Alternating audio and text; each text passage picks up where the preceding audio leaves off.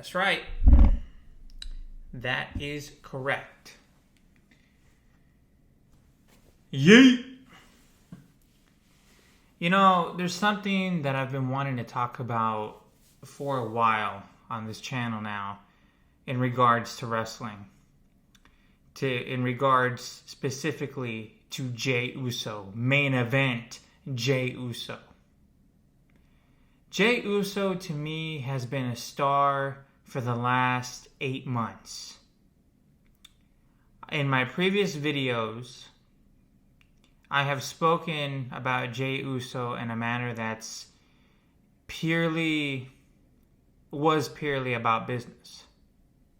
I didn't think 8 months ago that he was fit to beat Roman Reigns from a business perspective. It wasn't because he wasn't selling the merch. It wasn't because he wasn't a star. It was because he was not ready to carry the burden of being the face of the company. He is now. I've been a fan of Jey, to be honest with you, since Jimmy decided to turn on him. Hell, I was maybe even a fan before that, but I was passionate about Jey USO as a wrestler starting at that point. After he lost to Roman and decided to go his own way and say, you know what? I'm out the Bloodline. I'm out of the SmackDown. I'm out the WWE. Deuces, ooses. And he went up those steps and said, you know what? I'm going my own way. Deal with it. And then Cody Rhodes brought him to Raw, and then he's done what he's done. He became tag team champion with Cody Rhodes. He became, main event Jey USO. He became a main event level star. And the day that I became a fan of him 100%, to the point where it drove me to buy this hoodie, you know what I'm saying, was the night he went against Seth Rollins for the World Heavyweight Championship. Because that night pretty much solidifies everything that he's done over the past 3-4 years with the Bloodline. And it solidifies him as a main event level star. Now, in regards to the present, this is my first step against the Bloodline. Look, I love Roman Reigns. He is the GOAT, the greatest of all time to me. Always will be.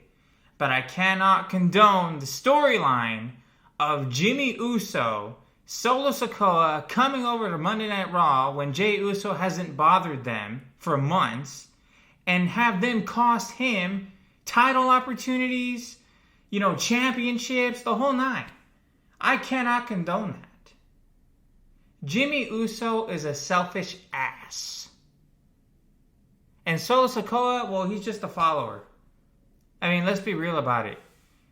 Never mind the fact that they're completely useless because they have not done Roman's bidding effectively.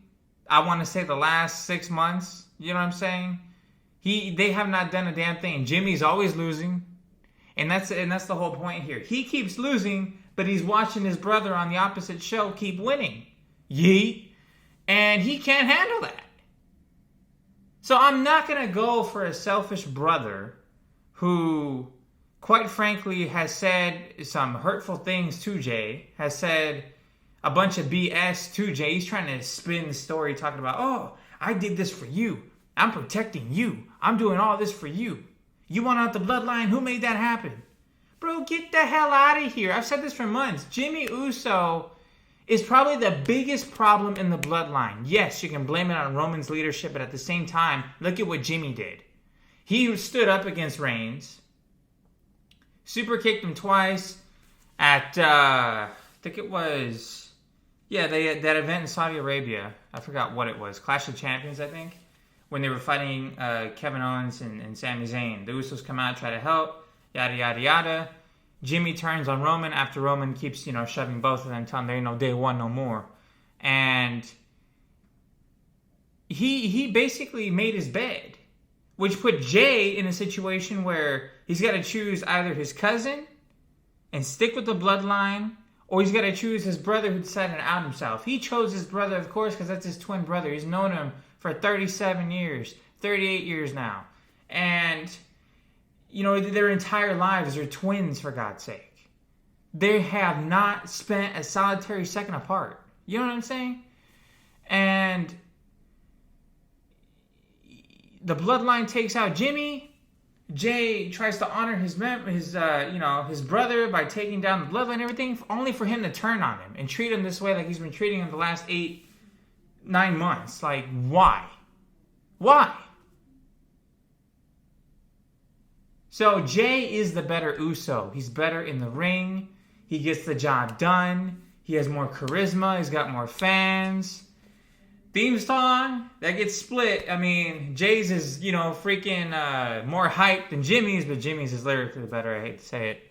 But let's be honest about it. Like, if you're going for Jimmy, like, come on, dude. Now you're just, as Roman would say, what he called Michael Cole, you're just a meat rider. That's hilarious. So main event Montiel of the Montielverse is going for main event Jey Uso tomorrow night, April 7th, April 6th, whichever day, it's going to happen.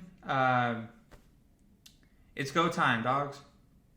Yeet it up. You know what I'm saying?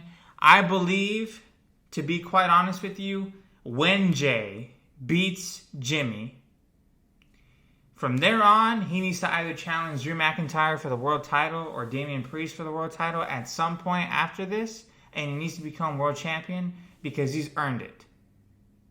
He's earned it. He's shown what he can do. He's over with the crowd. He brings that main event levelness to, the matches. I mean, just take a look back at the match with Gunther. Take a look back at the match with Seth Rollins. Him and Cody against the Judgment Day. I mean, those are 3 great matches that you just can't overlook and be like, oh, you know what? I don't think he's main event. Just look at those 3 matches. And the man is pulling in fans. He pulled in me. And I'm a big freaking fan of the Bloodline. But no, I cannot condone Roman Reigns and especially Jimmy Uso's selfishness. The fact that they can't stand a member of their family succeeding without them. You know what I'm saying? Like, that bothers me. I've condoned a lot of what the Bloodline has done. I've supported a lot of what the Bloodline's done, but I can't support this. I just can't. So, Jimmy Uso, your ass is going down at WrestleMania, son. Get ready. Yeet.